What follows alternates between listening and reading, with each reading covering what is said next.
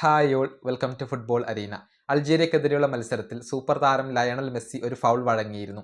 എന്നാൽ അതിന് മെസ്സിക്ക് കാർഡുകൾ ഒന്നും ലഭിച്ചിരുന്നില്ല. അത് പിന്നീട് ഫുട്ബോൾ ലോകത്ത് വലിയ വിവാദമായി. അതേസമയം കഴിഞ്ഞ അമേരിക്കയുടെ മത്സരത്തിൽ അവരുടെ സൂപ്പർ താരമായ ബാലോഗണിന് ഒരു റെഡ് കാർഡ് ലഭിച്ചിരുന്നു.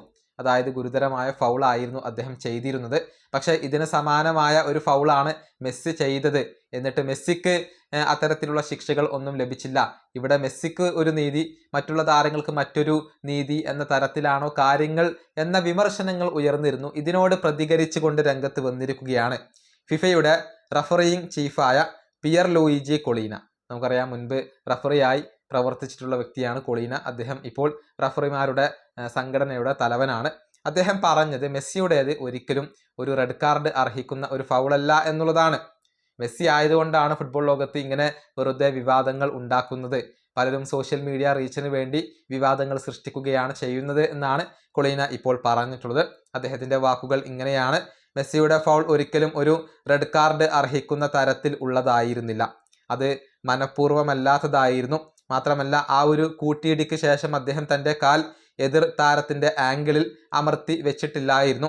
എന്നാൽ ബാലോഗണിന്റെ സംഭവം തികച്ചും വ്യത്യസ്തമാണ്. ആ താരത്തിന്റെ ആംഗിൾ തിരിഞ്ഞ രീതി വളരെ ഡേഞ്ചറസ് ആയിരുന്നു.